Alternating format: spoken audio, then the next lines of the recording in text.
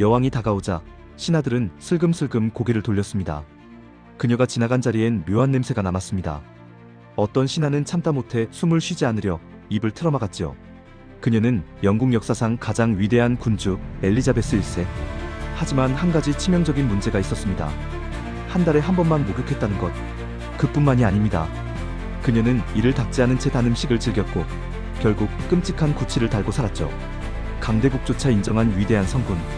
그런데 씻는 걸 싫어했다? 대체 왜? 오늘은 목욕의 역사 속으로 떠나봅니다. 목욕의 역사는 생각보다 깊습니다. 고대 그리스인들은 목욕을 단순한 씻는 행위가 아니라 치유의 과정으로 여겼죠. 기원전 5세기 의학의 아버지 히포크라테스는 이렇게 말합니다. 온탕과 냉탕을 번갈아 사용하면 두통이 해소된다. 고대 그리스에서는 갓 태어난 아기를 목욕시키는 것으로 삶의 시작을 알렸고 세상을 떠난 사람을 씻기며 죽음을 기렸습니다. 목욕은 신성한 행위였습니다. 그런데 이 목욕이 쾌락의 상징으로 변하는 곳이 있었으니 빵과 서커스로 시민을 다스리던 고대 로마. 이곳에서 목욕은 더 이상 청결이 아니라 유흥의 도구였습니다. 로마 목욕탕에는 비밀스러운 공간이 있었습니다. 바로 성매매 장소. 폼페이 유적에서 발견된 벽화에는 목욕탕 안에서 벌어졌던 충격적인 장면이 담겨 있습니다. 역사학자 에드워드 기번은 이렇게 말했죠. 온수욕 때문에 로마는 무너졌다. 쾌락에 빠진 제국은 결국 쇠락하고 맙니다. 그 후 등장한 세력이 있었으니 기독교가 유럽을 지배하면서 목욕은 철퇴를 맞습니다. 성인들은 오히려 씻지 않는 것을 신앙심의 증거로 여겼죠. 30년 동안 한 번도 씻지 않은 성녀 아그네스. 평생 씻지 않고 예루살렘까지 걸어간 성인 고드릿. 심지어 한 문헌에는 기독교인은 평생 씻지 않는다 라는 기록까지 남아있습니다. 이때부터 유럽인들은 씻는 걸 점점 꺼려하기 시작합니다.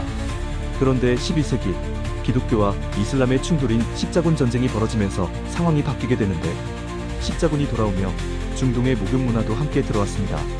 14세기 초 파리에는 무려 26개의 궁중 목욕탕이 상업 중이었죠. 그런데 이때 유럽을 덮친 최악의 전염병, 흑사병이 찾아옵니다. 1348년 파리 대학교 의학부는 충격적인 연구 결과를 내놓습니다. 목욕을 하면 역병이 몸에 쉽게 침투한다. 목욕은 다시 금기가 됩니다. 심지어 영국의 헨리 8세와 프랑스의 프랑수아 1세는 목욕탕을 폐쇄하기까지 했죠. 그 후로도 수백 년 동안 유럽 왕들은 씻지 않는 걸 당연하게 여겼습니다. 그중 한 사람이 바로 엘리자베스 1세 여왕. 그녀가 씻지 않았던 이유는 바로 흑사병의 공포 때문이었습니다. 18세기 과학이 발전하며 다시 목욕의 르네상스가 찾아옵니다. 바닷물 목욕이 건강에 좋다는 연구가 나오면서 해수욕 문화가 퍼지기 시작했죠. 1842년 영국에서는 빈민을 위한 목욕시설이 등장하며 대중목욕탕이 보편화되었습니다. 그렇다면 우리나라는? 고려인들은 하루 2번씩 목욕할 정도로 목욕 마니아였습니다.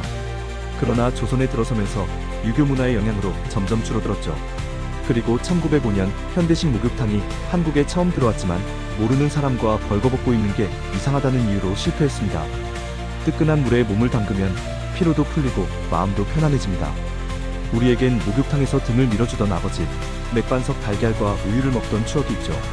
수증기가 피어오르는 곳에서 우리는 과거를 씻어내고 새로운 하루를 맞이합니다.